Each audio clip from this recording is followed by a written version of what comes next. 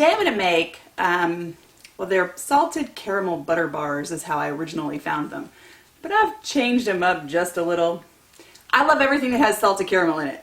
My husband will tell you that if it says salted and caramel in a sentence, I'm there, no matter what else goes with it.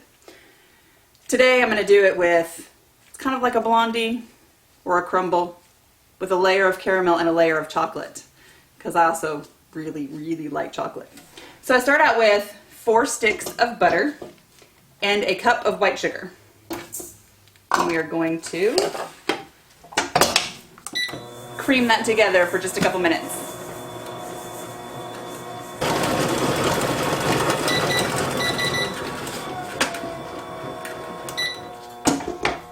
All right, now that we've done that, the butter and sugar creamed together, I'm going to add a cup and a half of powdered sugar and a tablespoon of vanilla. And I know that sounds like a lot, but I promise it's not. We're going to mix that together.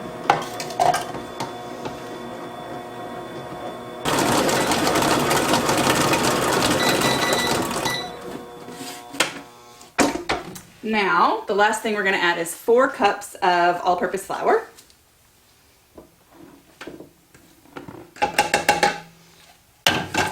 We're going to mix this until it's fully combined, and then we're going to be at the table.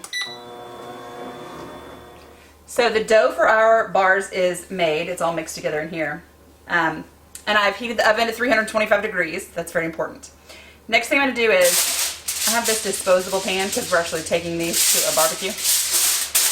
And I'm going to put tin foil inside so that I can just pop it out and then cut them into squares.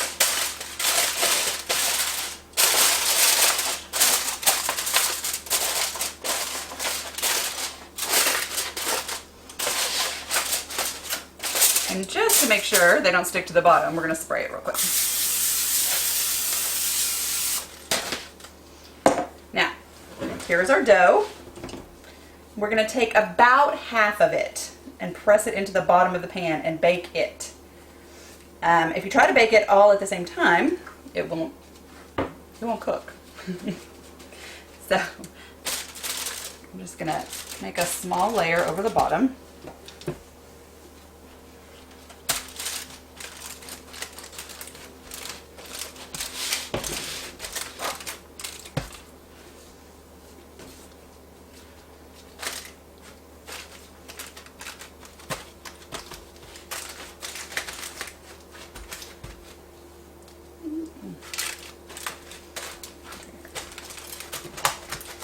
Once you have about an even layer over the bottom, like that, we're going to put this in a 325 degree oven and bake it for 15 minutes. And then we'll add the filling.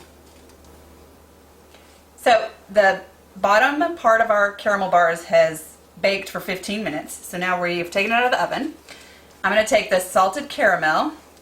You can buy a can, a jar, a bottle of salted caramel and use it. You can make your own. I have just been told that I have never done a video of how to make salted caramel, so that is going to be on the agenda very soon.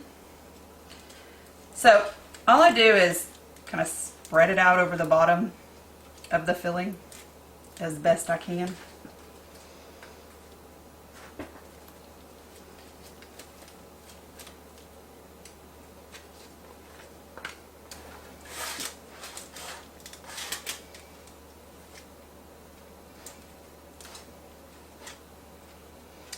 So, spread the caramel out. Then I have milk chocolate chips. I have a regular 10-ounce bag. Last time I made this, we used dark chocolate, and that worked really well. But when I went to set up for filming this, I looked in the pantry, and I didn't have any dark chocolate. So we're going to use milk chocolate this time. And hopefully my husband likes it as much as he liked the dark chocolate. So just sprinkle it around. Now the other half of the dough. This doesn't have to be spread out this time. You can just crumple it up on top. It will grow together and become a dough. A solid piece across the top. So I just crumble it up.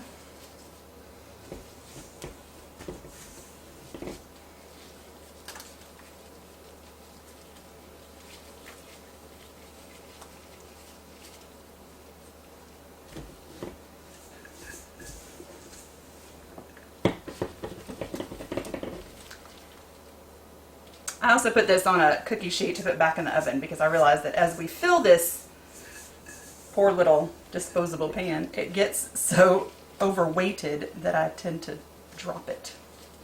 Or it caves in the middle. Nobody wants that. So we're going to evenly spread this dough.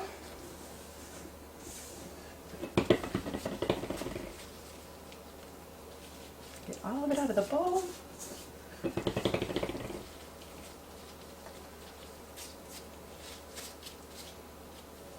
There we go. And then the last step is I take my French sea salt, of which there's very little left, and I lightly sprinkle it over the top. You don't want to overpower it because the caramel that I used is a salted caramel. So I don't want to use too much and make it a salty dessert. We just want to give it that little hint of the flavor of salt. And then we're going to take this and put it back in a 325-degree oven for 20 to 25 minutes. We want to make sure the top is golden brown. So our caramel bars took about 45 minutes instead of the 20 to 25 that I said they would. But this is the color that you want to get. It's kind of a light-ish caramel, brownish color on the top. We're going to let these sit and cool to room temperature, and then we got to pop them in the refrigerator for at least an hour so that they can cool enough that the caramel doesn't ooze out when you cut them.